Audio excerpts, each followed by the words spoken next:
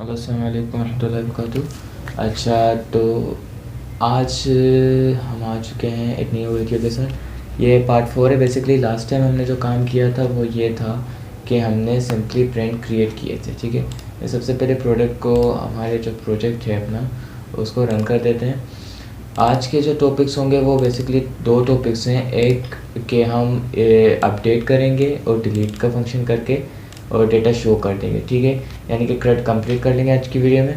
Second, पूरे project को GitHub पे कैसे अपलोड कर सकते हैं, एक शॉर्टकट तरीके से ईजीली आप उसको अपलोड करके और कहीं पे भी क्लोन करके यूज़ कर सकते हैं। कुछ फंडामेंटल्स होंगे, कुछ चीज़ें होंगी कि आपने क्या चीज़ें ध्यान रखनी है GitHub पे अपलोड करते हुए। लारावेल किन चीज़ों को इग्नोर कर देता है, GitHub के अंदर अपलोड नहीं करता उन फाइल्स को, क्या नहीं करता, कैसे उन फाइल्स को रिकवर कर सकते हैं, ये सारी चीज़ें भी करेंगे आज के वीडियो में कवर अप। तो सबसे पहले हम क्या करते हैं, अपने प्रोजेक्ट को स्टार्ट कर देते हैं दोबारा। पहले तो मैं कोड ओपन कर लेता हूँ। ठीक है, और ये मेरे पास ब्रेन्स का कंट्रोल है। ठीक है, ये रहा हमारा काम। लास्ट टाइम हमने यहाँ तक किया था, स्टोर तक। ठीक है, स्टोर का मैंने आगे कंटिन्यू नहीं किया था, तो इसको भी कंप्लीट कर लेते हैं और उसके बाद बाकी का सारा काम हम कंप्लीट करेंगे। ठीक है, इसको मैं नीचे लेके आ जाता हूँ, डॉलर स्टोर डेटा को। ठीक है, अब यहाँ पे लिखते हैं इफ़ डॉलर स्टोर डेटा। अगर स्टोर डेटा हमारे पास सक्सेस हो तो हमारे पास क्या करो, रिटर्न कर दो। कहाँ पर हमें रिटर्न करो, रिटर्न बैक कर दो व्यू पर। व्यू पर नहीं, इस पर हम क्या करेंगे, रीडायरेक्ट बैक, रीडायरेक्ट राउट। राउट कौन सा होगा, admin dot brand dot create. ठीक है, ब्रांड डॉट इंडेक्स, इस नाम से हम एक राउट बना देते हैं, ब्रांड डॉट इंडेक्स कर देते हैं। और इसके साथ क्या कर देते हैं, एक सेशन सक्सेस का भेजते हैं। उसके अंदर मैसेज लिखते हैं ब्रांड हैज़ बीन क्रिएटेड। ठीक है, ब्रांड हैज़ बीन क्रिएटेड। अगर सक्सेसफुल हुआ, ट्रू हुआ तो ये करो, वरना एल्स में हमारे पास क्या कर दो, एल्स में हमारे पास सेम चीज़ कॉपी पेस्ट करेंगे, इंडेक्स में ही लेके जाएंगे, लेकिन इस बार क्या करेंगे, रिटर्न बैक कर देंगे। ठीक है, रिटर्न बैक करेंगे उसी पेज पे कि हमें अब इस बार क्या कर दो, एरर शो कर दो, फेल टू क्रिएट ब्रांड। ठीक है, ये करके हम क्या करेंगे, अब होगा ये कि route admin dot brand dot index पे हम अपने इस फंक्शन को चलाएंगे, जिससे हमारे इस पेरेंट व्यू पे जाके वो हमें ये मैसेज शो कर देगा, तब जब हमारा डेटा क्या हो जाएगा, स्टोर। जो हमने एक फंक्शन क्रिएट की थी यहाँ पे, आपने लास्ट वीडियो में लेआउट में हमने एक फंक्शन क्रिएट की थी लास्ट में, ये वाली। ये क्या करेगा, जैसे ही उसे सेशन सक्सेस मिलेगा तो हमें टोस्टर शो कर देगा, वहाँ पे वो उस मैसेज को शो कर देगा, वरना तो इस वाले टोस्टर को रन कर देगा। ठीक है, ब्रांड कंट्रोलर पे दोबारा आते हैं। यहाँ पर ये हो जाए तो हम क्या करते हैं, अब यहाँ पर जाते हैं, प्रोजेक्ट को रन करते हैं।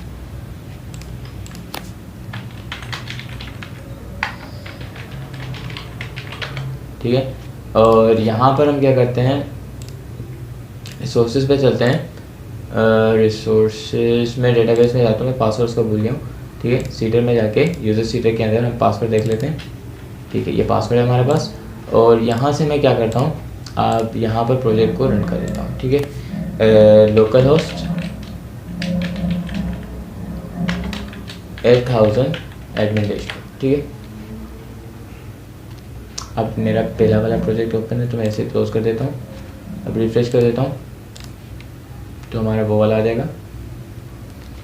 ठीक है, यहाँ पर मैंने किया admin@gmail.com और यहाँ पर पासवर्ड हमारे पास 129 था। ठीक है, साइन इन किया मैंने, डैशबोर्ड पे चले गए हम अपने।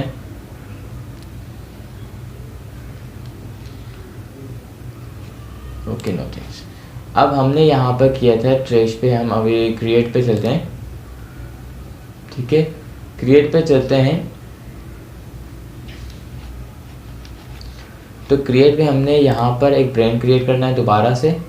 मैं डाउनलोड्स पे चलता हूँ और कोई और इमेज चूज कर लेते हैं, ये वाला क्रिस्टल ले लेते हैं और इसका नाम देते हैं क्रिस्टल ज्वेल्स। ठीक है, इसको मैं जैसे एड ब्रांड करूँगा तो अब ये कहाँ पे जाएगा मेरे, ये देखो ये राउट से नहीं मिल रहा। क्यों? क्योंकि मैंने इसका नेम कुछ और रखा होगा।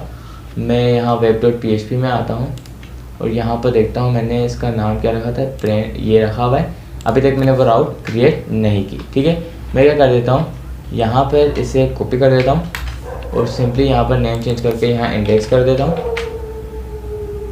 या कुछ भी नहीं रखते हम लोग। ठीक है, क्योंकि इंडेक्स पेज है तो इंडेक्स पेज पे कुछ रखने की ज़रूरत नहीं है हमें।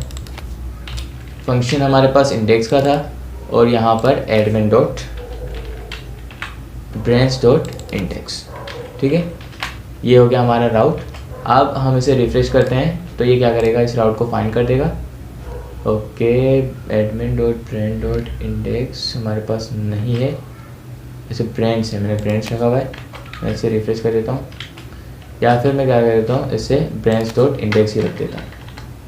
ब्रांच डॉट इंडेक्स कर देते हैं और यहाँ पर आके कंट्रोलर में इसको चेंज कर लेते हैं, इसे ब्रांच कर देते हैं और इसे रिमूव कर देते हैं। ये रिमूव करके मैंने रिफ्रेश किया। ठीक है, अब कह रहा है कि हमारे पास admin slash branch was not found on the server. ठीक है, इसने यहाँ पर मुझे ये एरर दिया हुआ है, मैं इसे हटा देता हूँ।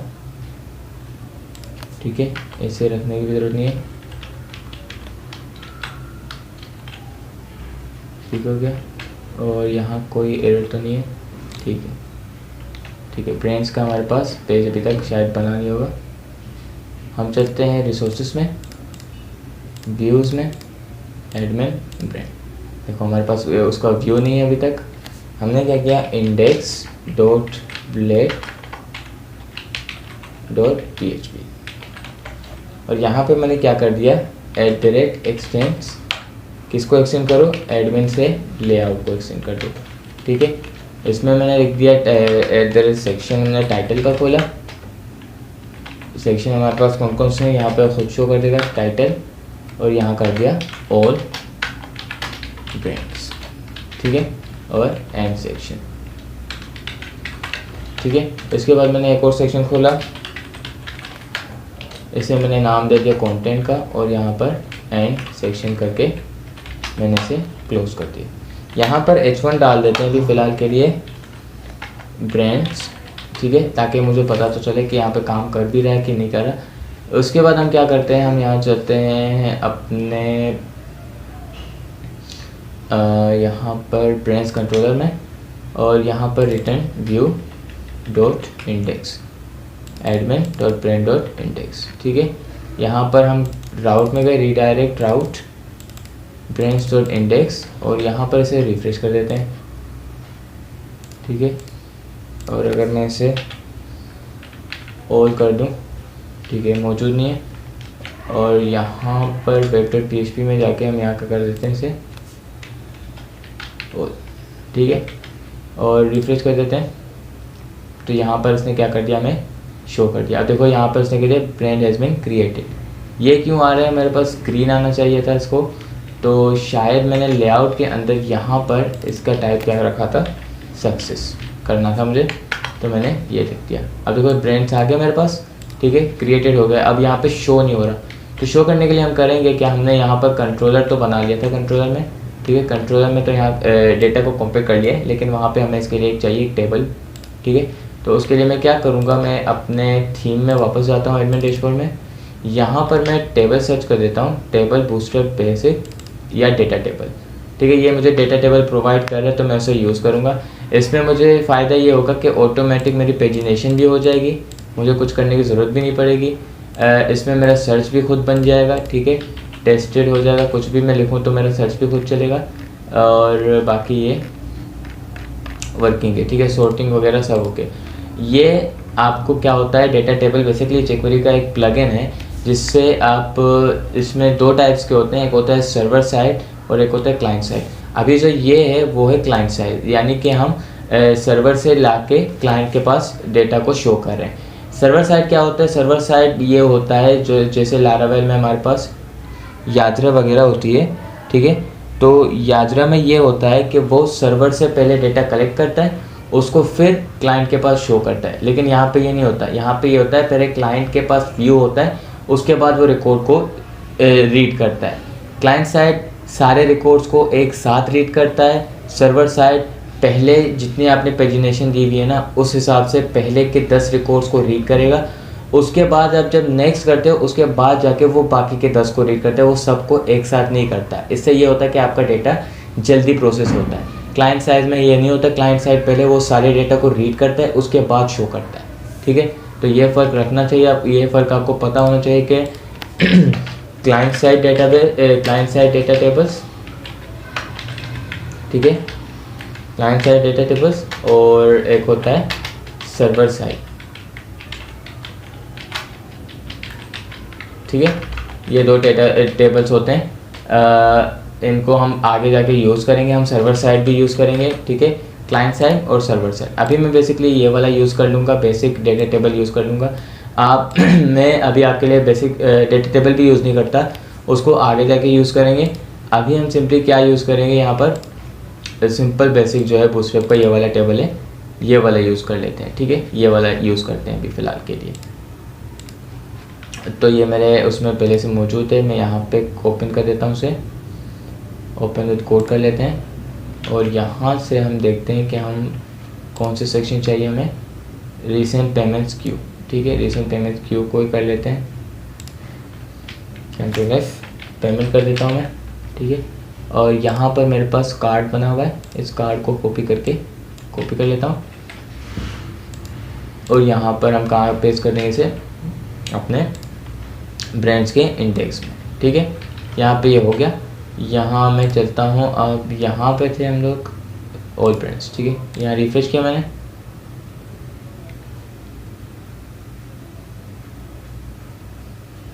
रिफ्रेश करने के पास यहाँ पे हमारे पास जो टेबल था वो आ चुका है। अब हम क्या करेंगे, हम अपने डेटा को यहाँ पे लाएंगे जो हमारे डेटाबेस में मौजूद होगा। इसके लिए मैं क्या करूँगा, एक फॉर का लूप चलाऊँगा। ठीक है, ऊपर चलते हैं, ये हमारे पास टी आर है।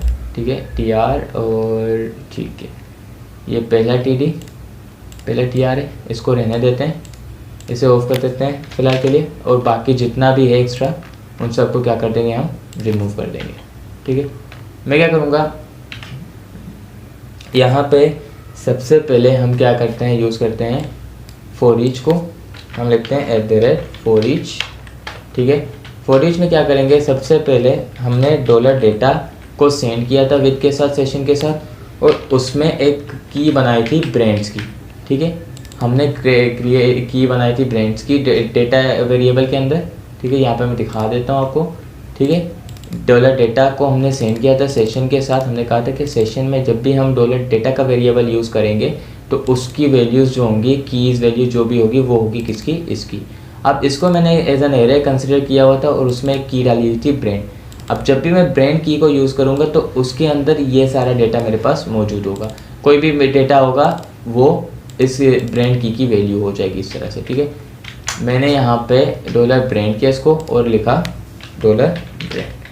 ठीक है, इसको मैंने लाइस दे दिया। अब इसको मैं क्या कर देता हूँ, इस सारे टीआर को यहाँ पे पेस्ट कर देता हूँ, कमेंट्स को हटा देता हूँ मैं। ठीक है, और इसे थोड़ा सा सही कर लेते हैं हम लोग। ओके हो गया। यहाँ पे हमें क्या चाहिए, एक तो सीरियल नंबर चाहिए, दूसरा हमें इसका नेम चाहिए, सिंपली नहीं इमेज चाहिए और नेम चाहिए। ठीक है,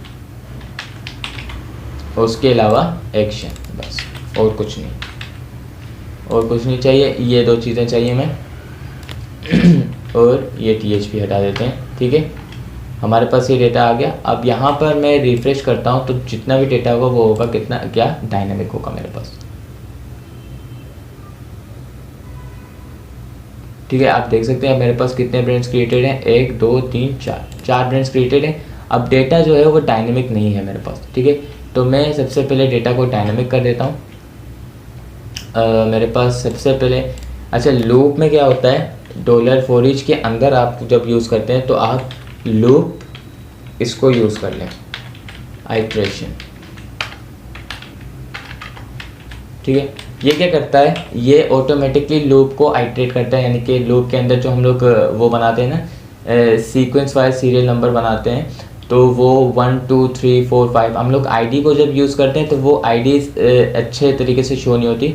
जब आप इसको यूज़ करेंगे डॉलर लूप आइट्रेशन, ये सिर्फ फॉर ईच और फॉर लूप के अंदर यूज़ हो सकती है, बाहर यूज़ नहीं सकती। इसका जब आप यूज़ करेंगे आइट्रेशन के साथ तो ये क्या करेगा, ये ऑटोमेटिकली उसका वो बना देगा, सीरियल नंबर क्रिएट कर देगा जनरेट। जैसे मैं यहाँ पे अगर रिफ्रेश करूँ अब तो ये ऑटोमेटिकली क्या करेगा, एसटीडी आइट्रेशन, इसमें आइट्रेशन मेरे ख्याल से यही है स्पेलिंग, हाँ ठीक है। तो आप देख सकते हैं अब इसने सीक्वेंस वाइज मेरी एक सीरियल नंबर जनरेट कर दी ऑटोमेटिकली। आईडी असाइन नहीं करनी है आपने, यहाँ पर आपने डॉलर लूप आइट्रेशन का यूज़ करना है और इसे आप सिर्फ फॉर ईच के अंदर यूज़ कर सकते हैं, बाहर नहीं कर सकते। उसके बाद हम यूज़ करते हैं अपने डॉलर, हमने एक वो क्रिएट की थी, क्या इमेज चाहिए, तो इमेज को थोड़ा सा हम स्टाइल दे देते हैं, इसको कर देते हैं विड्थ, इसकी कर लेते हैं 50 पिक्सल और हाइट दे देते हैं इसको approx 50 pixel. Object fit, object को कंटेनर में किस तरह फिट रखना है उसके लिए यूज़ होता है, तो मैं इसको कर लूँगा कंटेंट, ताकि मेरा इमेज जो है वो स्ट्रेच ना हो। उसके बाद हमने डायरेक्ट क्या यूज़ करना है, डॉलर एसिड का यूज़ नहीं करना, डॉलर ब्रांड और यहाँ से इमेज। मैंने एसिड का यूज़ क्यों नहीं किया, क्योंकि हमने यहाँ पर डीबी में, अगर मैं दिखाऊँ आपको, लुक करो सेटल PHP में एडमिन, यहाँ पे डीबी में अगर मैंने आपके सामने यहाँ पर उसके पूरे पाथ को स्टोर किया हुआ था, तो मुझे यहाँ पर दोबारा उसे एसिड के साथ यूज़ करने की ज़रूरत नहीं, ठीक है। मैं सिंपली पाथ को यूज़ कर सकता हूँ उसके, इसे भी हटा देते हैं, ठीक है। अब यहाँ पे रिफ्रेश करते तो आपके सामने हमारे पास जो इमेजेस वगैरह थे वो सारे आ जाएंगे और हमारा बाकी का डायनेमिक डेटा भी हम क्या कर देंगे, शो कर देंगे। देख सकते हैं यहाँ पर हमारे पास सारे डेटा आ चुका है, हमारी इमेज भी आ गई। अब ये स्ट्रेच भी नहीं है, ऑटोमेटिकली वो क्लियरली सही से शो हो रही है हमारे पास। नेम को सही करना है और यहाँ पर डिलीट और एडिट के फंक्शन पे काम करना है, ठीक है। मैं गया वापस, मैंने यहाँ पे लिखा डॉलर ब्रेन और यहाँ पर हमने दे दी नेम, ठीक है, ब्रेन नेम दे दिया। इसे रिफ्रेश कर दिया मैंने और यहाँ पर हम क्या दे देते हैं, 2 राउट्स क्रिएट कर देते हैं। पहला राउट जो होगा हमारा एडिट का होगा, हमने लिखा राउट, कौन सा राउट चाहिए, ब्रेन डॉट एडिट का राउट चाहिए और उसके साथ क्या पास करो, ब्रेन की आईडी, ठीक है। ब्रेन की आईडी के साथ हमने इस राउट को कॉल करना है। अभी हम चलते हैं अपने web.php में, यहाँ पर एक और वो क्रिएट कर देते हैं, सॉरी क्रिएट को यूज़ कर लेता हूँ क्योंकि मैंने एक ही फंक्शन बनाई थी, तो मैं यहाँ पर सिंपली क्रिएट का यूज़ कर देता हूँ। यहाँ पर आप देख सकते हैं इस बार जब क्रिएट पर जाएगा तो उसको डॉलर आईडी मिल जाएगी और डॉलर आईडी मिलते ही वो इसके एक्शन की वैल्यू को कर देगा एडिट, ठीक है। जब एक्शन की वैल्यू एडिट हो जाएगी तो हमारे जो क्रिएट के अंदर जो काम हो रहा है, यहाँ पर जो हमने इसकी कंडीशन लगाई थी कि अगर एडिट हुआ तो ब्रेंच जो स्टोर में डॉलर ब्रेंच की आईडी डाल दो, यानी कि इसको एज एन अपडेट वाला काम कर दो, नहीं तो इसको क्या कर दो, ये कर दो। लेकिन अब यहाँ पर क्या करेंगे, हम अपडेट का यूज़ करेंगे, ब्रेंच डॉट अपडेट, क्योंकि इस कंट्रोलर में हम सेपरेट फंक्शन बनाएंगे अपडेट का। इससे आगे जाएंगे तो हम अपडेट और क्रिएट का यूज़ करेंगे, उससे आगे जाएंगे तो इमेज के साथ अपडेट और क्रिएट को कैसे यूज़ करते हैं एक ही फंक्शन में वो करेंगे। लेकिन अभी के लिए हम सेपरेट फंक्शन बनाएंगे, ठीक है। मैं web.php में दोबारा जाता हूँ, यहाँ पर स्टोर के नीचे एक और फंक्शन क्रिएट कर देता हूँ, इससे हटा के यहाँ पर मैं इसको कर देता हूँ अपडेट, ठीक है। अपडेट, इस फंक्शन को हम दे देते हैं अपडेट का नाम और इसे भी कर देते हैं क्या, अपडेट, ठीक है। ये हो गया हमारे पास। अब हम क्या करते हैं, इसे रिफ्रेश कर देते हैं, ब्रेन डॉट, अच्छा ये ब्रेन से, ओके, तो इंडेक्स में चलते हैं हम, यहाँ पर हम क्या कर देते हैं, ब्रेंड्स। हम वापस आ गए इंडेक्स पेज पे, यहाँ पर एडिट के अंदर हमने क्या डाल दिया, ब्रेंड्स डॉट क्रिएट। इसे रिफ्रेश किया मैंने, तो एक चीज़ मैं आपको दिखा देता हूँ, अगर मैं यहाँ से क्रिएट पे जाऊँगा, सेम राउट है मेरा, कोई फंक्शन चेंज नहीं हो रहा, सेम फंक्शन को यूज़ कर रहा हूँ क्रिएट को व्यू करने के लिए, तो यहाँ पर आप देख सकते हैं मेरा पेरेंट जो होगा, मेरा जो बटन होगा वो होगा क्या, कि ऐड ब्रांड, ठीक है, यहाँ पे आ रहा है ऐड ब्रांड, ठीक है। अगर मैं ओल्ड से एडिट पे क्लिक करूँ, मैंने यहाँ पर ओल्ड कर देते हैं, उस पर हम बाद में सही कर लेते हैं इसको। अगर यहाँ से मैं एडिट पे क्लिक करूँ, ठीक है, एडिट आप देख सकते हैं अब क्रिएट पे ही जा रहा है, लेकिन इस बार ऐड क्या हो जाएगा हमारे पास, यहाँ एंड की ब्रांड्स दे रहा है, तो हमने यहाँ पर कोई गलती की। अब देखो इसको यहाँ पर ये नहीं मिला, यानी कि हमारे इस कंडीशन को उसने चलाया नहीं बल्कि इस कंडीशन को चलाया, ठीक है। यानी कि एडिट, अब उसको as an edit page consider कर रहा है वो, ठीक है। ओके, तो ब्रांड्स कंट्रोलर में आते हैं, यहाँ पर हमने इसको नाम दिया हुआ था ब्रांड्स, ठीक है। रिफ्रेश मारा तो अब देखो इसने अनडिफाइंड एरे की, ओके ओके ओके, यहाँ पर ठीक है, रिफ्रेश मारा मैंने, तो ये देखो ऑटोमेटिकली इसने इसको चेंज कर दिया एडिट ब्रांड से, और यहाँ पे हमारे पास क्या आ गया, अपडेट ब्रांड। पहले हमारे पास अगर यहाँ से मैं आऊँगा तो इसी पे ही आएगा, लेकिन वो क्या हो जाएगा हमारे पास क्रिएट, ठीक है। लेकिन अब यहाँ से मैं जैसे ही करूँगा ना, तो ये क्या चलेगा, अब यहाँ पर हमारे पास दूसरा फंक्शन चलेगा, किसका, अपडेट का फंक्शन चल रहा है, ठीक है। यानी कि हमने डायनेमिकली क्या किया, एक ही पेज को दो तरीके से यूज़ किया, अपडेट भी हम यहीं से करेंगे, क्रिएट भी हम यहीं से करेंगे, लेकिन अपने इन कंडीशन के बेस पे टर्नरी ऑपरेटर की वजह से अगर ब्रांड्स का डेटा मिला उसको, तो वो क्या कर देगा, उसको एडिट कर देगा, वरना तो क्रिएट कर देगा। यानी कि इफ एल्स की कंडीशन के थ्रू हमने ये सारा काम कर लिया था। अगर आपको ये समझ नहीं आ रही कैसे किया, तो आप प्रीवियस वीडियोस को देख सकते हैं, जब मैंने क्रिएट का प्लेट बनाया था, तो वहाँ पे आपको ज़्यादा ईजी पड़ जाएगा चीज़ों को समझने के लिए, ठीक है। यहाँ तक तो हो गया, हमारा क्रिएट तो हो गया, लेकिन एक चीज़ आप देख रहे हैं, हमारे पास डेटा अभी शो नहीं हो रहा। डेटा को हम शो कैसे करेंगे, जैसे अपडेट ब्रांड पे मैं क्लिक कर रहा हूँ, अब यहाँ पे मैंने वैलिडेशन भी नहीं लगाई, ठीक है, इसकी वैलिडेशन भी नहीं लगी हुई है, कस्टम वैलिडेशन भी इसकी लगा देते हैं, और यहाँ पे jQuery से हम क्या करेंगे, जावास्क्रिप्ट और jQuery से यहाँ पे डेटा शो करेंगे, ठीक है। मैं क्या क्रिएट के ब्लेड में एकदम डाउन पे चलते हैं, यहाँ पर हम क्या करते हैं, स्क्रिप्ट ओपन कर देते हैं, ठीक है। स्क्रिप्ट src के बाद यहाँ पर एक और स्क्रिप्ट ओपन कर देते हैं, यहाँ लिख लेते हैं लेट ब्रांड्स। अब मैं क्या करूँगा, मैं जावास्क्रिप्ट के अंदर PHP का यूज़ करूँगा, ठीक है, PHP ओके हो गया। मैंने कहा इको करो किसे, echo asset dollar data brands, ठीक है। उसके बाद मैंने क्या किया, and then dollar data brands, अगर नल ना हो तो क्या करो, डॉलर डेटा ब्रांड्स कर दो, ब्रांड्स को शो कर दो।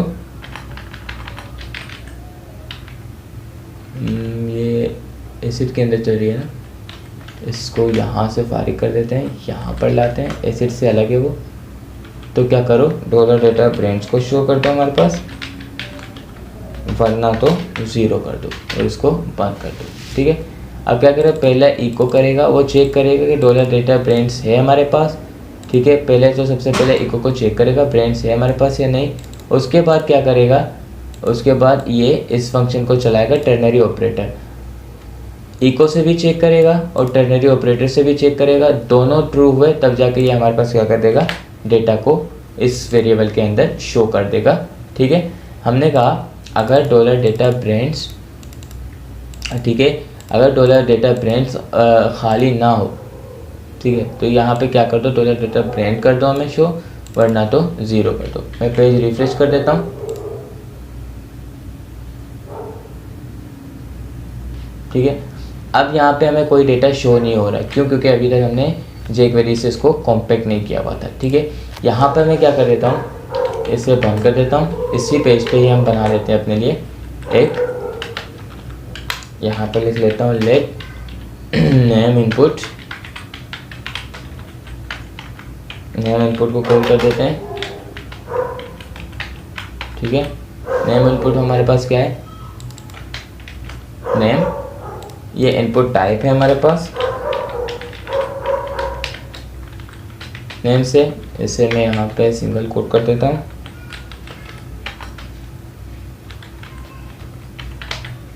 ठीक है, और इसे बंद कर देते हैं, ठीक है। और इसके साथ क्या कर देते हैं, लेट दूसरा हमारे पास क्या है, इमेज। हमने कहा dollar input name equal to image, ठीक है। हमने इन दोनों को कॉल कर दिया। अब क्या करेंगे, हम लिखेंगे डॉलर हैशटैग, यहाँ पर इस फॉर्म को भी आईडी दे देते हैं, आईडी ब्रांच फॉर्म, ठीक है। ब्रांच फॉर्म को हमने कॉल किया, यहाँ पे लिखा इसके सबमिट के इवेंट पर एक फंक्शन चलाओ, e.prevent डिफ़ॉल्ट का यूज़ कर देंगे। यहाँ पर हमने कहा इसके सबमिट एक फंक्शन चलाओ अगर डॉलर इमेज, इसको हम ब्रैकेट्स में देते हैं, कि वैल्यू इक्वल टू क्या हो, नल हो। तो हमारे पास क्या करें, e.prevent डिफ़ॉल्ट कर दे,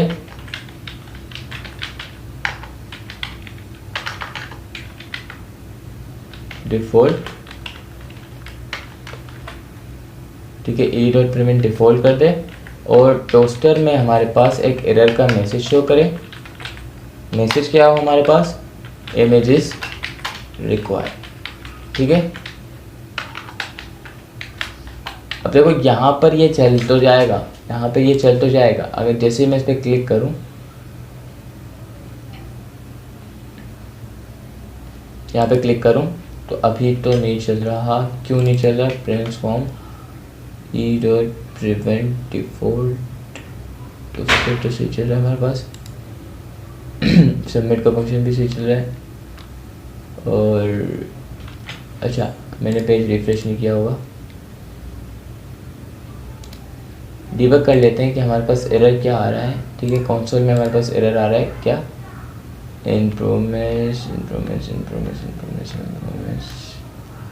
डॉलर इज नॉट डिफाइंड, ठीक है। हमारे पास डॉलर डिफाइंड नहीं है। उसके लिए इस एरर को सही करने के लिए हमारे पास, हम लेआउट पे चलते हैं। अपनी जितनी भी स्क्रिप्ट्स का डेटा है, जैसे ये है अपने पास, ये जितना भी डेटा है,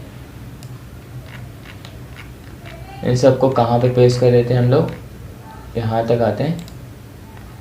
jQuery वगैरह जो भी है हमारे पास, सबको क्या कर देते हैं, कॉपी कर देते हैं और इसको पेस्ट कर देते हैं कहाँ पे, अपने क्रिएट के ब्लेड में।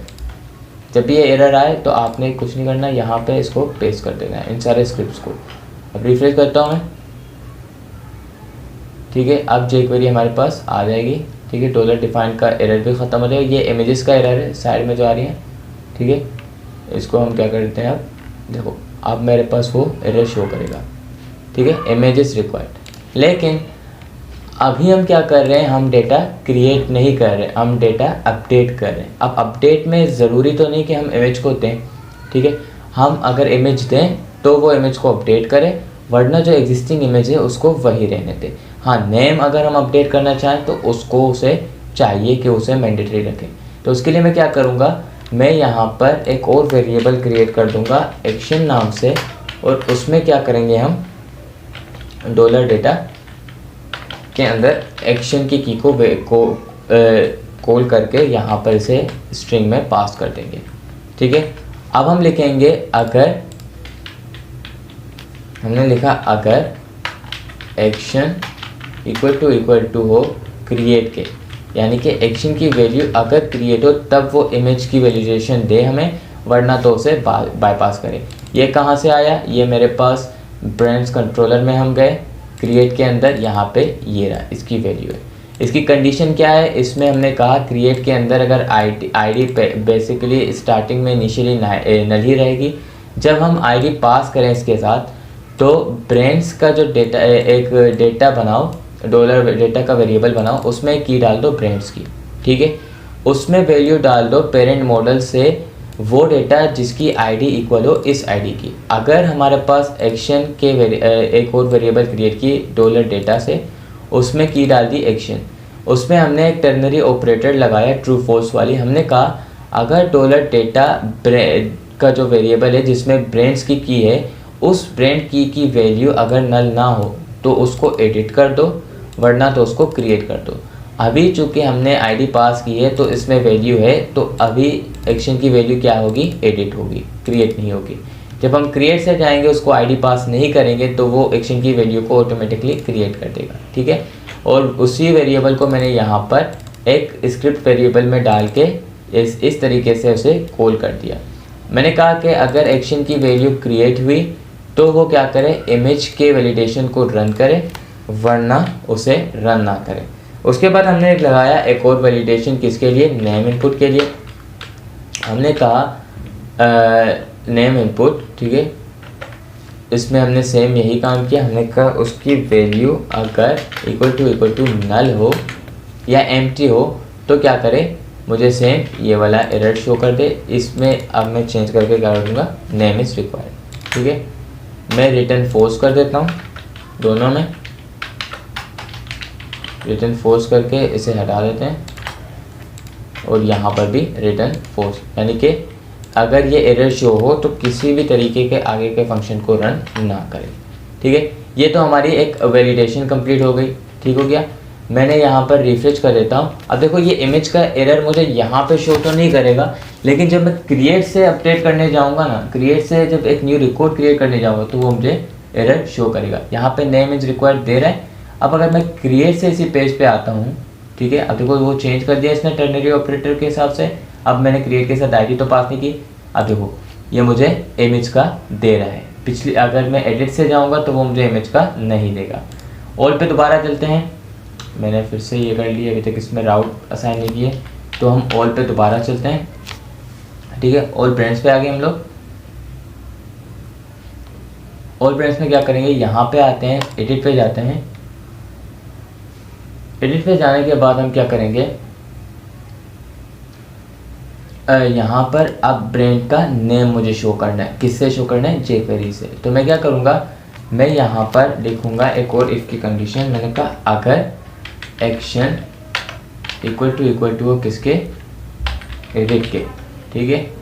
मैंने इफ़ की कंडीशन लगाई और मैं इसे डाल देता हूँ इसके अंदर, ठीक है। वैसे इसकी ज़रूरत नहीं है, ये इफ़ कंडीशन चल जाएगी। मैंने कहा अगर एक्शन एडिट हुआ तो क्या करो, नेम इनपुट के अंदर की जो वैल्यू है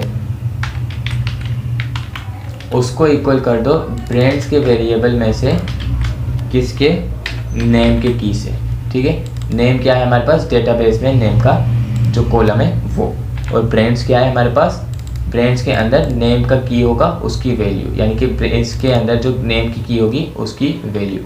अब मैं रिफ्रेश करता हूँ तो ये यहाँ पर मुझे ब्रांड नेम में क्या देगा, मेरे पास वो ब्रांड का नेम शो कर देगा, ठीक है। यहाँ पे आप देख सकते हैं अब मेरे पास ब्रांड का नेम आ चुका है।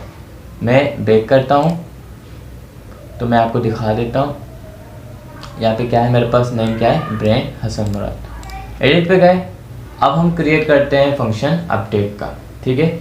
अपडेट का फंक्शन क्रिएट करके इस प्रोजेक्ट को हम कर देंगे गिट पे अपलोड, ताकि हम चेंजेस को हर जगह शो कर सकें, ठीक है।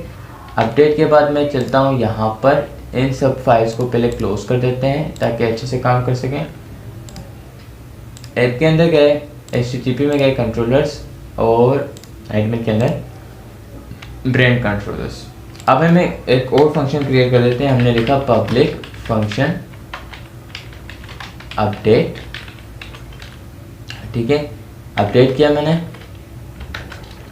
मैंने लिखा इसके साथ रिक्वेस्ट से डेटा आएगा, रिक्वेस्ट की क्लास कॉल करके इसको ऑब्जेक्ट बना देते हैं रिक्वेस्ट की, और उसके साथ हमारे पास क्या आएगी, एक आईडी भी आएगी जो कि आएगी फिलहाल के लिए नहीं। मैंने क्या किया, मैंने लिखा डॉलर डेटा कोलन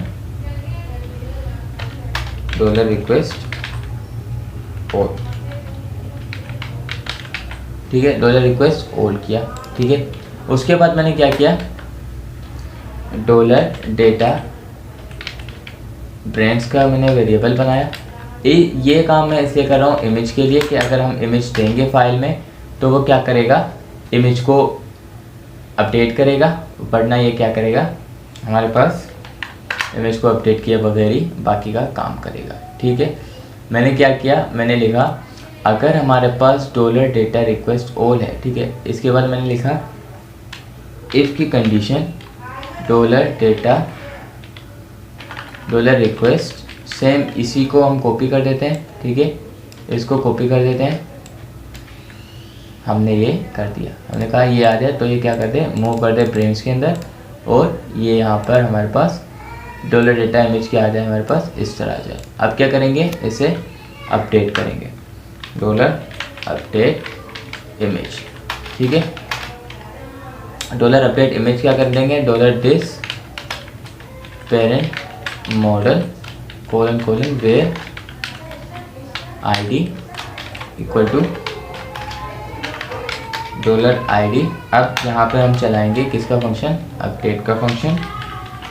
ठीक है, और इसमें हम क्या लेंगे, image equal to $data image।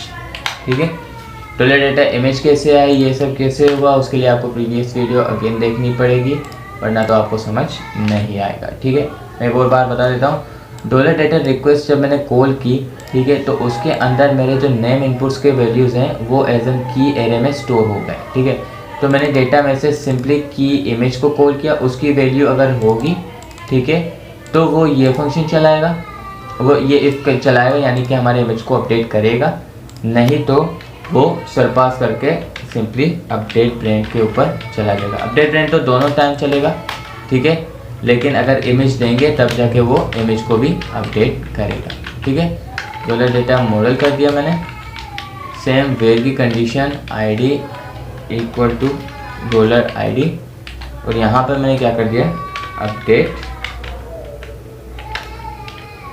मैंने यहाँ लिखा नेम क्या है मेरे पास, $data में से की बनी होगी जो कि रिक्वेस्ट से आई होगी हमारे पास, नेम इनपुट की नेम। ठीक है, और इसे मैंने पता किया। ये कीज़ कौन सी कीज़ हैं, ये कीज़ बेसिकली आपके पास जो आपने इनपुट में यहाँ पे दिए हैं ना, views user admin brands create, यहाँ पे जो ये की दी हुई है ना मैंने, नेम्स की वैल्यू दी है, ये बेसिकली वही कीज़ है। रिक्वेस्ट ऑल का जब भी हम यूज़ करते हैं तो ये इनको एज ए की कंसिडर कर लेता है। ठीक है, एरे में बना देता है सारे इनपुट्स के रिक्वेस्ट को, और उनको इस एरे में बना के उनकी कीज़ और वैल्यू के पैरामीटर में चेंज कर देता है, उसके तरीके में हो जाता है। ठीक है, अब क्या करते हैं, अब इफ़ की कंडीशन दोबारा चलाते हैं। हमने कहा $update ब्रेन अगर ट्रू हो तो सेम हमारे पास इस तरह रिडायरेक्ट करें इंडेक्स पे। ठीक है, इसमें लिखे ब्रेन हैज़ बीन अपडेटेड, वरना तो इस एल्स को चला दें। ठीक है, सेव किया मैंने। अब देखो अपडेट का फंक्शन कर क्या रहा है, पहले रिक्वेस्ट ऑल से हमने डेटा कलेक्ट किया। मैं आपको डी करके दिखा देता हूँ कि मैं क्या बोल रहा था। ठीक है, तो जिन्होंने ये नहीं देखी होगी, तो यहाँ पे मैंने जब अपडेट ब्रेन पे क्लिक किया तो ये देखो इसने मेरे नेम के वैल्यू को गेट किया, हसन मुराद। ठीक है, इसने मेरे पास रिक्वेस्ट इमेज को क्यों गेट नहीं किया, क्योंकि मेरे पास इमेज के अंदर वैल्यू नहीं है। ये सिर्फ उन नेम्स के एट्रीब्यूट को कीज़ बनाता है जिनके अंदर हमारे पास क्या होता है, वैल्यू पड़ा होता है। ठीक है, अगर मैं बैक करूं और इमेज को एक वैल्यू दे दूं, ठीक है, कोई भी इमेज यहाँ पे पास कर दूं, तो ये अब इमेज को भी एज ए की पकड़ लेगा। देख सकते हैं इमेज भी हमारे पास आ गई। ठीक हो गया, तो यहाँ पर मैं इसे हटा देता हूँ और यहाँ पर मैं लिख लेता हूँ $data, अपडेट कर दो किसको, $data को। ठीक है, अगर इमेज होगा तो डेटा को इमेज को ऑटोमेटिकली अपडेट कर दो हमारे पास। ठीक है, अब मैं क्या कर दूंगा, रिक्वेस्ट में से एक्सेप्ट का फंक्शन चलाऊंगा। आप देख सकते हैं मेरे पास की में क्या आ रही है, टोकन। अगर मैं टोकन को भी पास करूंगा तो मॉडल टोकन को भी ऐसा क्या बोलते हैं, कॉलम कंसिडर करेगा और उसे डीबी में ढूंढेगा जो हमें एक एरर दे सकता है। ठीक है, इसलिए मैं एक्सेप्ट का यूज़ करूंगा। एक्सेप्ट क्या करेगा, एक्सेप्ट में हम जो वेरिएबल जो कीज़ का नाम देते हैं वो उस की वैल्यू को इग्नोर कर देता है, ठीक है। और यहाँ पर भी हम क्या कर देंगे, सेम सिर्फ डॉलर डेटा को ऐड कर देंगे, ठीक है। ऑटोमेटिकली अगर इमेज मिली तो इमेज के साथ वो उसको अपडेट करेगा, इमेज नहीं मिलेगी तो वो क्या कर देगा, यहाँ पर हमारे पास सिंपली नेम को सिर्फ अपडेट कर देगा, ठीक है। जो कीज़ उसको मिलेंगी उन कीज़ की वैल्यूज़ को वो अपडेट करेगा, ठीक है। अब मैं यहाँ पे चलता हूँ, इस डी को बंद कर देता हूँ और इसे रिफ्रेश मार देता हूँ। रिफ्रेश मारते ये क्या करेगा, देखो एडिट ब्रांड पे वापस आया, फेल टू क्रिएट ब्रांड, ठीक है। फेल टू क्रिएट ब्रांड्स पे आया दोबारा और इसने मुझे एक एरर दे दिया, ठीक है। अपडेट ब्रांड पे मुझे इसने एरर दे दिया, $id अपडेट, ठीक है। क्यों एरर दिया, मैं इसे बंद कर देता हूँ और अपडेट कर देता हूँ। अब देखो मेरे पास ब्रांड क्या हो गई, अपडेट हो चुकी है, ठीक है। Brand has been updated. मैं इसको और इसे सेम नेम दे देता हूँ, ठीक है। अगर कंडीशन ट्रू होगी तो अपडेट ब्रांड तब भी चलेगा, वरना तब भी चलेगा। यहाँ देख सकते हैं उसने मेरी इमेज को भी अपडेट कर दिया है और मैंने यहाँ पे वेरिएबल सिर्फ ये दिखी थी कि अपडेट ब्रांड अगर सक्सेस हो तब जाके ये चले, वरना एज चले। तो ये मेरी कंडीशन एरर थी, ठीक है। मैं एडिट पे दोबारा चलता हूँ,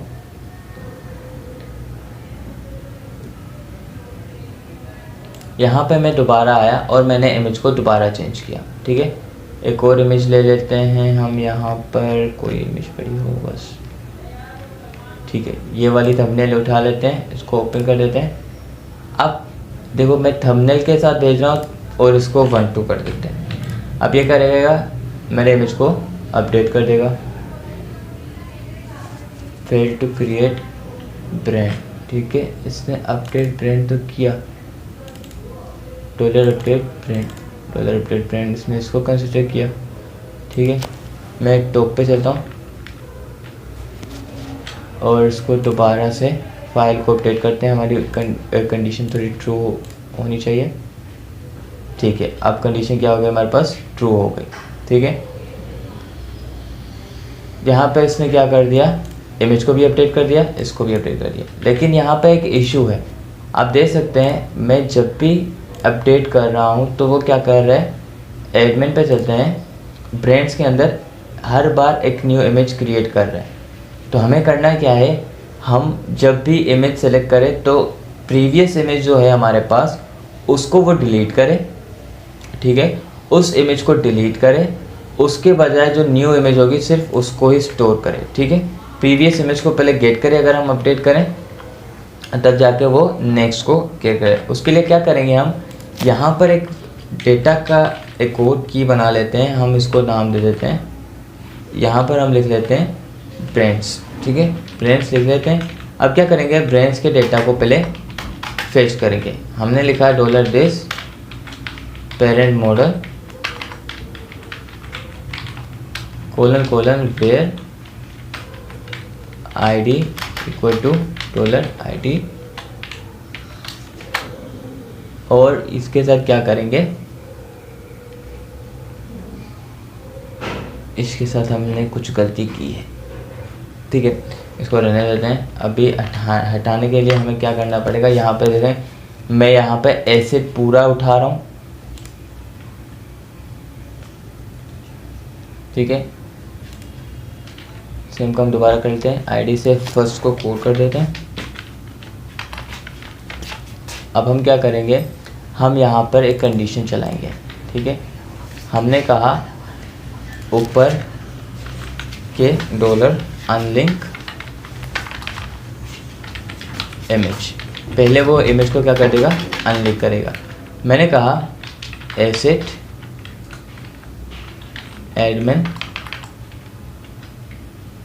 एडमिन से क्या करें, वो इसको कॉपी कर लेते हैं, ठीक है। इसे कॉपी करके हम क्या करेंगे, पहले पाथ को गेट करेंगे।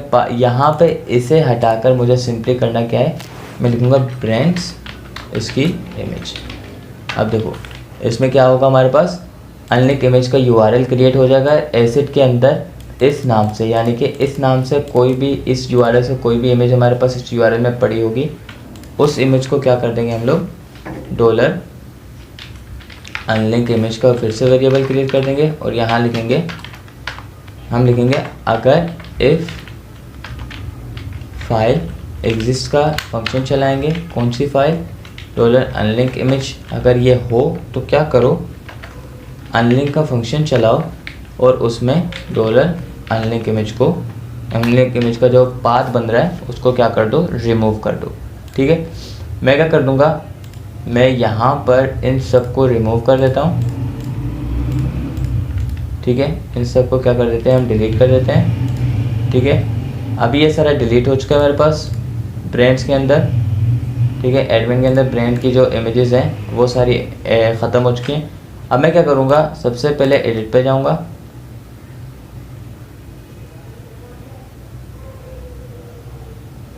और यहाँ से एक इमेज में ऐड कर देता हूँ। देखो PNG ये मैंने ऐड कर दी।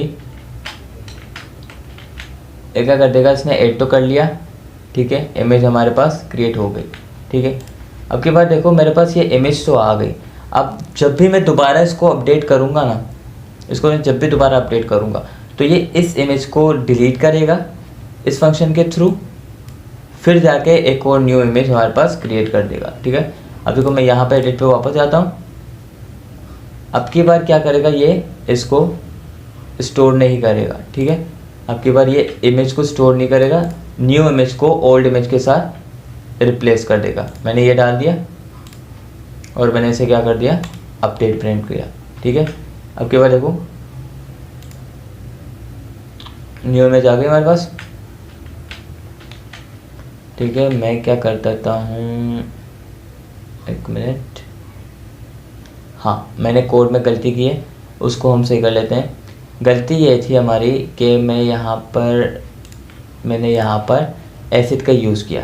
हमारे पास जो $ब्रांड इमेज है उसका पहले से ही क्या बन रहा है, एक URL जनरेट हो रहा है। ठीक है, तो हमें इसकी ज़रूरत नहीं है, मैंने ये कर दिया। अब देखो ये काम करेगा। अपडेट पे गया मैं, अब देखो ये तीसरी इमेज को अपलोड नहीं करेगा, इसके साथ न्यू इमेज क्या हो जाएगी, हमारे पास रिप्लेस हो जाएगी। ठीक है, पहले मैं DD करके चेक कर लेता हूँ कि मेरा URL क्या बन रहा है, मैं इसके अंदर आ भी रहा हूँ कि नहीं आ रहा। ठीक है, तो उस हिसाब से फिर हम आगे का काम कंटिन्यू करेंगे। ठीक है, यहाँ पे मैं आया, मैंने इस इमेज को सेलेक्ट किया, अपडेट किया और अपडेट पे गया। इसने फिर भी हमारे पास क्या किया, इसको अपडेट किया और तीसरी इमेज को लाया। ठीक है, मैं यहाँ पर DD कर लेता हूँ $अनलिंक इमेज को। मैंने इसको DD किया, वापस चलते हैं।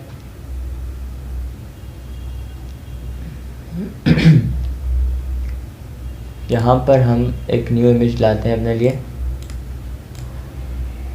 और यहाँ पे ये बना हमारे पास URL। ठीक है, फाइल एग्जिस्ट पता नहीं क्यों नहीं दे रहा वो, मैं इसे कॉपी करके यहाँ डाल देता हूँ। अब देखते हैं कि ये कोई एरर देगा कि नहीं देगा। ठीक है, नो सच फाइल और डायरेक्टरी फाउंड। ठीक है, इसमें एरर है हमारे पास, इसको हम अभी के लिए सरपास कर देते हैं, इसको देखना पड़ेगा मुझे थोड़ा सा। ठीक है, अभी के लिए इसे सरपास कर देते हैं इस कोड को, इसको नेक्स्ट वीडियो में कंटिन्यू करेंगे हम लोग। अभी आपने देखा हमने सिर्फ अपडेट का काम किया। ठीक है, ऐसे रिफ्रेश कर देता हूँ मैं थोड़ा, मेरे पास डेटा अपडेट हो चुका है। ठीक है, डेटा अपडेट भी हो रहा है, क्रिएट भी हो रहा है। ये इमेज डिलीट करने का काम मैं थोड़ा सा, क्योंकि मैंने पाथ के साथ नहीं विदाउट पाथ के किया हुआ था, डेटाबेस में मैंने पाथ स्टोर नहीं की थी। ठीक है, तो इस वजह से एरर दे रहा है, तो उसको सही करने के लिए मैं वीडियो को लंबी नहीं खींचना चाहता, उसको मैं नेक्स्ट वीडियो में इसको सोल्व करके आपको बता दूंगा इसको मैंने कैसे किया था। ठीक है, अभी के लिए आपको मैं दोबारा सारी चीज़ें समझा देता हूँ मैंने किया क्या। मैंने यहाँ पर इफ़ की कंडीशन चलाई। ठीक है, लास्ट टाइम हमने यहाँ तक छोड़ा था। मैंने कहा स्टोर डेटा चलाओ, स्टोर डेटा में क्या करो, अगर हमारे पास स्टोर डेटा सक्सेस हुआ, डेटा उसने क्रिएट किया, तो वो क्या करे, रीडायरेक्ट बैक करे हमारे पास इंडेक्स में, इंडेक्स के राउट में। इंडेक्स के राउट से हम किस फंक्शन को हिट कर रहे हैं, इंडेक्स को। इंडेक्स के साथ मैंने डॉलर डेटा का वेरिएबल बनाया एरे वाला, उसमें एक इंडेक्स दे दी, की दे दी ब्रेन, उस ब्रेन की वैल्यू को मैंने दे दिया पेरेंट मॉडल का सारा डेटा। ठीक है, पेरेंट मॉडल का सारा डेटा दे दिया, उसको पेजिनेट कर दिया 20। अब मैंने पेजिनेट का जब यूज़ किया है तो मुझे यहाँ पर पेजिनेशन लिंक्स भी, पेजिनेशन का जो है हमारे पास क्या बोलते हैं बटन्स, वो भी शो करने हो। तो उसके लिए मैं क्या करूँगा, मैं जाऊँगा ब्रेन में, क्रिएट में, इंडेक्स में, और यहाँ पर जो मेरा ये शो हो रहा है, इसके बाद सिंपली यहाँ पर मैं क्या करूँगा, एक और टी आर के बाद नहीं, टेबल के बाद, ठीक है, टेबल के बाद यहाँ पर डॉलर डेटा ब्रेन और उसके लिंक्स के फंक्शन को यूज़ कर लूँगा। ठीक है, इसको यूज़ करने से क्या करेगा, लारावेल के बिल्टन जो होता है, बिल्टन पेजिनेशन का क्लास हमने यूज़ की थी, उसके थ्रू यहाँ पे पेजिनेशन बटन्स ऑटोमेटिकली आ जाएंगे। ठीक है, यहाँ पे अगर मैं इसको 2 कर देता हूँ और पेज रिफ्रेश कर देता हूँ तो आपको यहाँ पर मुझे वो पेजिनेशन बटन बूटस्ट्रैप वाले शो कर देगा। ठीक है, देखें यहाँ पे उसने मुझे 2 पेजिनेशन बटन शो कर दिए, किसके, बूटस्ट्रैप वाले। ठीक है, और ये कर दूंगा तो ऑटोमेटिकली वो ऑल के पेज 2 पे चला जाएगा। इसके बाद हमने क्या किया, हमने एक अपडेट का फंक्शन बनाया, सेम सिनेरियो चलाई हमने स्टोर की तरह। ये कुछ काम एक्स्ट्रा है, इसको बाद में करते हैं। हमने कॉल किया डॉलर डेटा के वेरिएबल को, सेम जैसे यहाँ पे कॉल किया था। डॉलर डेटा के अंदर एक्सेप्ट अंडरस्कोर टोकन किया कि वो टोकन की वैल्यू, टोकन के की वैल्यू के अलावा बाकी जितनी भी की वैल्यूज़ हैं उनको गेट करे। फिर हमने कहा अगर रिक्वेस्ट से फाइल इमेज आ रही है तो आप क्या करो, इमेज के साथ अपडेट करो, वरना तो बाईपास करके हमारे पास सिंपली क्या कर दो, विदाउट इमेज के अपडेट कर दो। ठीक है, यहाँ पर अपडेट ब्रेन का फंक्शन चलाया, dollar this parent model where ID लगा के मैंने किया अपडेट डॉलर डेटा, यानी कि इसके अंदर जितने भी की और वैल्यूज़ आ रही हैं उनको कंसिडर कर दो इस पेरेंट मॉडल के कॉलम्स के साथ, और उनके डेटा को ऑटोमेटिकली सेम करके, मतलब सेम करके कंपेयर करके उनके हिसाब से उनको अपडेट करो। अगर मैं इमेज सेलेक्ट करूँगा तो यहाँ पे इमेज की बन जाएगी, क्योंकि मेरे पास इमेज के फाइल इनपुट में मैंने नेम इमेज दिया हुआ था। ठीक है, वरना तो वो उसको की नहीं बनाएगा। ये क्या करता है, रिक्वेस्ट ऑल सिर्फ उनको कीज़ और वैल्यूज़ में कंपेयर करता है जिन इनपुट्स में वैल्यू होती है, जिनकी वैल्यू नल होती है, खाली होती है, वो इनकी कीज़ को नहीं बनाता। ठीक है, उसके बाद यहाँ पर अपडेट तो चला हमारे पास। ठीक है, अगर रिक्वेस्ट में फाइल मिली तो वो यहाँ पर फाइल को क्रिएट करके उसे स्टोर करेगा। ठीक है, उसके बाद क्या करेगा, वो अपडेट ब्रेन का फंक्शन चला के दोबारा अपडेट ब्रेन का फंक्शन चलाएगा, लेकिन इस बार इमेज के साथ अपडेट करेगा। ठीक है, सेम वही रीडायरेक्ट बैक करेगा, हमारे पास ये सारा काम होगा। ठीक है, यहाँ तक ये था।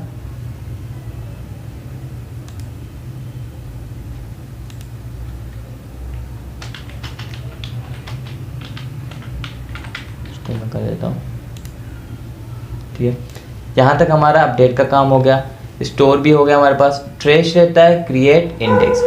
अब मैंने लास्ट टाइम बताया था हम यूज़ करेंगे किसका, हम सिंपली यूज़ करेंगे सॉफ्ट डिलीट्स का यूज़ करेंगे यार।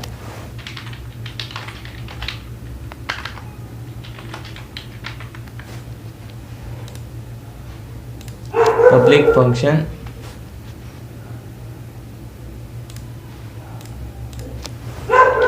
फंक्शन एक क्रिएट करते हैं किसका, डिलीट का।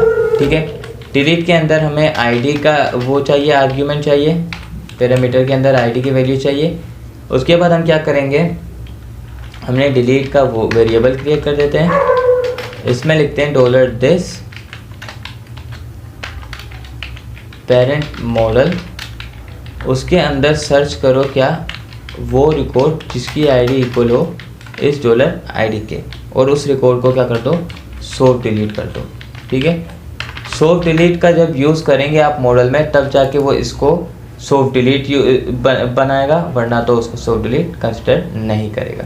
ठीक है, अब यहाँ पर मैंने चलाई इफ़, सेम इसको कर देते हैं कॉपी, यहाँ पे पेस्ट कर देते हैं, इस वेरिएबल को यहाँ पेस्ट कर देते हैं, ब्रांड हैज़ बीन डिलीटेड।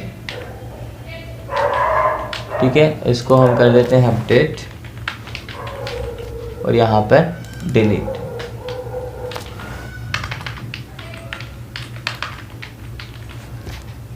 यहाँ पर इस डिलीट के अंदर हम क्या करें, सॉफ्ट डिलीट, तो यानी कि ये परमानेंटली डिलीट नहीं हो रहा। यहाँ पे हम लिख देते हैं send to trash, has been send to trash. ठीक है, अब देखो मैंने एक चीज़ कही थी कि डिलीटेड एड का कॉलम हमारे पास होना चाहिए, जो कि मैंने यहाँ पे दी हुई है। ठीक है, अगर ये नहीं होगा और आप सॉफ्ट डिलीट्स का यूज़ करेंगे मॉडल्स के अंदर अपने, जैसे मैंने यहाँ पर ब्रेन में ये यूज़ किया हुआ है सॉफ्ट डिलीट का, एलोकेट का, तो वो मुझे एरर पास कर देगा। ठीक है, उस एरर का ये होगा कि डिलीटेड एड का कॉलम होना चाहिए, तब ताकि वो सॉफ्ट डिलीट करता क्या है, इस डिलीटेड एड के अंदर टाइम स्टैम्प डाल देता है, करंट टाइम डाल देता है कि इस टाइम ये प्रोडक्ट क्या हुई है, डिलीट हुई है। जब आप सॉफ्ट डिलीट का यूज़ नहीं करते तो वो डायरेक्ट डिलीट कर देता है, लेकिन सॉफ्ट डिलीट के बाद जब आप डिलीट का फंक्शन यूज़ करते हैं तो वो क्या करता है, डिलीटेड एड के कॉलम के अंदर उसे डिलीटेड एड का कॉलम चाहिए होता है, उस डिलीटेड एड कॉलम के अंदर जाकर वो करंट टाइम और डेट को पेस्ट करता है कि इस टाइम ये डिलीट हुआ है। उसी के साथ जब हम रीस्टोर का फंक्शन चलाते हैं तो वो क्या करता है, डेटा को रीस्टोर करता है, यानी कि डिलीटेड एड को क्या कर देता है, डिलीटेड एड को क्या कर देता है, नल करता है दोबारा। ये जो दो फंक्शंस मैंने क्रिएट किए थे, विदाउट ट्रेस्ड और ओनली ट्रेस्ड। ओनली ट्रेस्ड उन डेटा को लाता है जिनका डिलीटेड एड नल ना हो, जिनके अंदर टाइम हो। ठीक है, और विदाउट ट्रेस्ड उन डेटा को लाता है जिनके डिलीटेड एड का कॉलम नल हो। ठीक है, तो ये चीज़ें थी कुछ जो आपको समझ आनी चाहिए, ना आए वीडियो दोबारा देख लेना। ठीक है, अब हम चलते हैं web.php के अंदर, राउट्स में चलते हैं, web.php में चलते हैं। यहाँ पर हमने एक और फंक्शन क्रिएट करना है और इसका टाइप रखना है इस बार गेट करेंगे और इसको डिलीट दे देंगे। डिलीट देके यहाँ पर फंक्शंस के नेम को चेंज कर देंगे। ठीक है, यहाँ पे मैं डिलीट कर देता हूँ, इंडेक्स पे चलते हैं, इसको कॉपी कर देते हैं और सेम एक और पेज क्रिएट कर देते हैं ट्रैश का। ठीक है, ट्रैश का एक पेज क्रिएट कर देते हैं हम लोग और यहाँ पर पेस्ट कर देता हूँ। इंडेक्स के अंदर मैं चलता हूँ, डिलीट के अंदर मैं राउट कॉल करवा देता हूँ अपना, इसको कॉपी किया। ठीक है, और यहाँ पर मैंने क्या पेस्ट कर दिया, इस राउट को, और क्रिएट की जगह मैं यहाँ पे लिख दूँगा डिलीट। ठीक है, पेज रिफ्रेश करते हैं।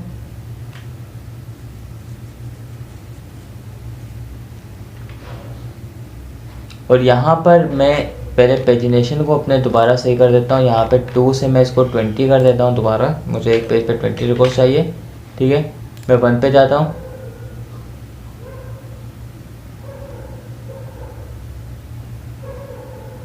ठीक है। अब मैं क्या करूँगा, इस रिकॉर्ड को डिलीट कर दूँगा। इसको मैं जैसे ही डिलीट करूँगा तो आप देख सकते हैं रिकॉर्ड यहाँ पे अब मुझे शो नहीं होगी। ठीक है, सेंड टू ट्रैश रिकॉर्ड अब शो तो नहीं हो रही, लेकिन इसका ये मतलब नहीं कि वो रिकॉर्ड क्या है, ट्रेश डिलीट हो चुकी है। अब देखो मैं जैसे ही ट्रेश वाले पेज पे जाता हूँ, यानी कि यहाँ पे जाता हूँ, तो वो रिकॉर्ड मुझे शो होगी। ठीक है, यहाँ पे चले हम ऑल के बाद यहाँ आते हैं ट्रेश पे। ठीक है, ट्रेश पे आ गए, यहाँ पर भी ट्रेश दे देते हैं हम, यहाँ पे इसको ट्रेश कर देते हैं, ट्रेश का फंक्शन कॉल करना है हमें, और ब्रांड के अंदर भी ट्रेश। लेआउट में चलते हैं और इन दोनों को भी क्या बोलते हैं, क्रिएट की तरह कुछ चलते हैं, ट्रेश लिख लेता हूँ मैं। ठीक है, ओके, फिर ट्रेश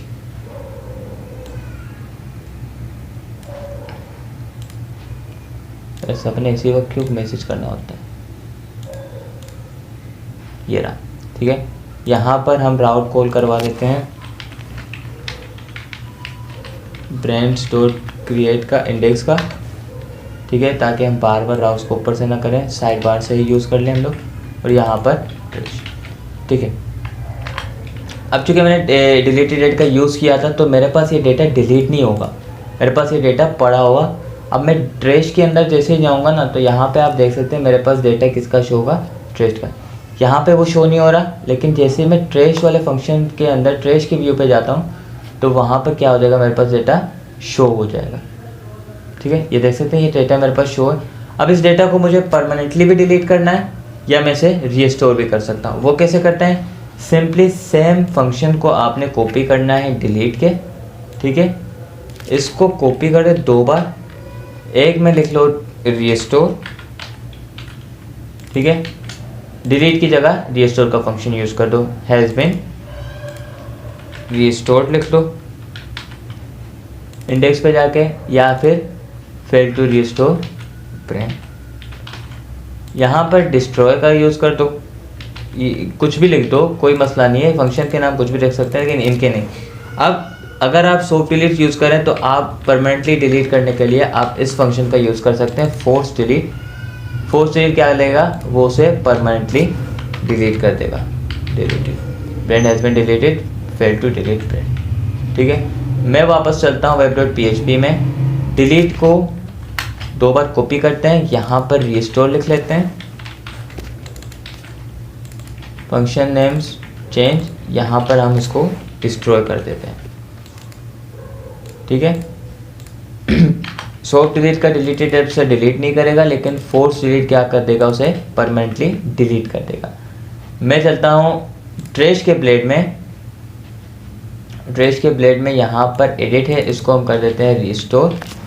ठीक है, और यहाँ पर डिलीट, इसकी जगह मैं क्या यूज़ करूँगा, यहाँ पर इसे मैं लिख देता हूँ अपने पास रीस्टोर, और सेम चीज़ कॉपी करके पेस्ट कर देता हूँ मैं, और यहाँ पर मैं कर देता हूँ डिस्ट्रॉय। ठीक है, अब देखो पेज रिफ्रेश किया मैंने, ट्रेश के अंदर मेरे पास 2 ऑप्शन होंगे, या तो मैं इसे रिस्टोर कर सकता हूँ या फिर इसे परमानेंटली डिलीट। ठीक है, देखो मेरे पास यहाँ पे आ गया रिस्टोर और डिलीट। ठीक है, मैं क्या कर देता हूँ, क्लिक कर देता हूँ रिस्टोर पे। रिस्टोर पे क्लिक किया तो प्रोडक्ट अब दोबारा मेरे पास इंडेक्स पे शो हो जाएगा। ठीक है, देखो अब दोबारा शो हो रहा है। ट्रेश में जाता हूँ तो ट्रेश में मेरे पास अब ये शो नहीं होगा, क्यों, क्योंकि अब डिलीटेड एड मेरा नल नहीं है। ठीक है, अब मैं PHP माई एडमिन में चलता हूँ, आपको एक चीज़ दिखाता हूँ। मेडिको ई-कॉमर्स पे चलते हैं, ना पता नहीं लोड क्यों ले रहे हैं। ठीक है, इसमें चलते हैं हम ब्रांड्स के अंदर। ठीक है, ये वाला ब्रांड है मेरे पास हसन मुराद 12। अब देखो इसका डिलीटेड एड अभी नल है, तो मैं जैसे ही यहाँ पर जाके इसे डिलीट करता हूँ, सॉफ्ट डिलीट का यूज़ करके बोल रहा हूँ, सॉफ्ट डिलीट का यूज़ कर रहा हूँ, तो मैं डिलीट पे क्लिक करूँगा तो यहाँ पे आप देख सकते हैं मेरे पास अब डेटा में क्या हो जाएगा, डिलीटेड डेट के अंदर ये देखो टाइम डेट आ गया हमारे पास। ठीक है, टाइम डेट आ गया तो इस पेज ने इसे कंसिडर किया, क्योंकि हमने विदाउट ट्रेस यूज़ किया था, तो वो कंसिडर करेगा कि वो रिकॉर्ड डिलीटेड है, उसको यहाँ पे शो नहीं करना। मैं ट्रेस में जाऊँगा,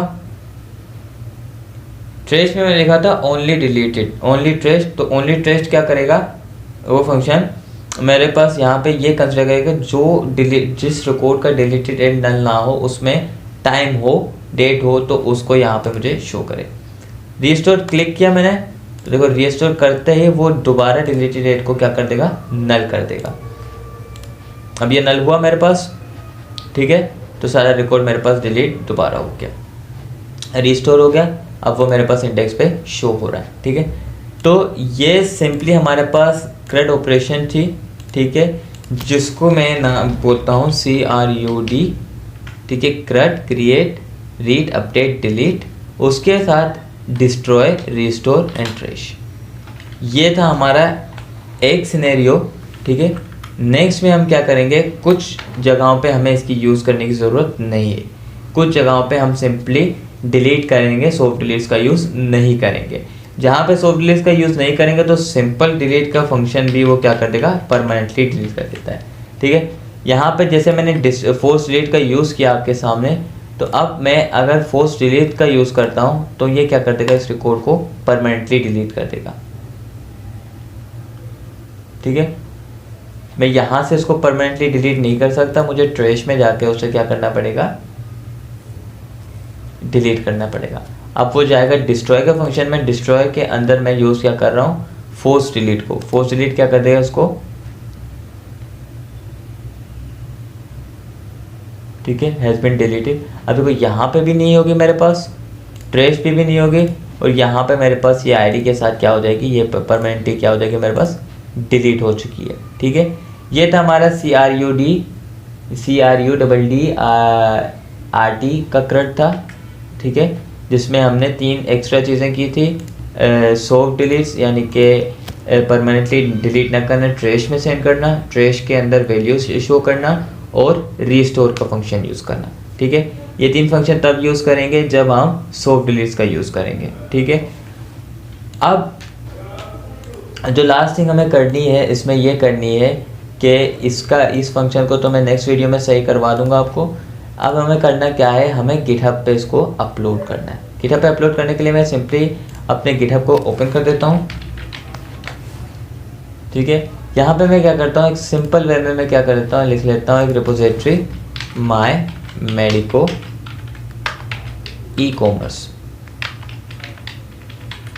ठीक है, इससे मैंने क्या क्रिएट की, एक रीडमी फाइल इसमें ऐड कर देते हैं। ठीक है, रीडमी लिख देते हैं, एक खाली मैंने क्रिएट की, कमेंट चेंजेस कर दिया मैंने। अब देखो मैंने सिंपली एक रीडमी फाइल क्रिएट की इस तरीके से। मैं इसके कोड पे जाता हूँ, इस रिपोजिटरी को मैंने क्रिएट किया, इसको मैं क्या कर देता हूँ, कॉपी कर देता हूँ। इसको मैंने जैसे ही कॉपी किया तो यहाँ पर मैं कहीं पर डॉक्यूमेंट्स के अंदर जाता हूँ। ठीक है, यहाँ पर हम क्या कर देते हैं, CMD ओपन करके गिट क्लोन कर देते हैं। इस रेपोजिटरी को, खाली रेपोजिटरी को क्या कर देते हैं, गिट क्लोन करके कॉल कर देते हैं। ठीक है, ये क्लोन हो गई है। ये सबसे सिंपलेस्ट वे है अपने प्रोजेक्ट को वहाँ पर अपलोड करने का, वो हो चुका है। अब एप्टिक ई-कॉमर्स में मैं इन 2 फाइल्स को क्या कर देता हूँ, Ctrl+X करके माई मेडिको ई-कॉमर्स ये रही मेरे पास, इसमें पेस्ट कर देता हूँ। ठीक है, ये एरर दे रहा है क्योंकि मेरे पास ये दोनों प्रोडक्ट्स क्या हो रहे हैं, रन हो रहे हैं। मैं यहाँ से इनको बंद कर देता हूँ। ठीक है, और कोड में भी मेरे पास ओपन होगा तो मैं कोड से भी इसको ओपन क्लोज कर देता हूँ। अब ट्राई अगेन कर देता हूँ, तो आप देख सकते हैं अब मेरे पास ये क्या आ रहा है, अब ये मेरे पास इस रेपोजिटरी के अंदर है। ठीक है,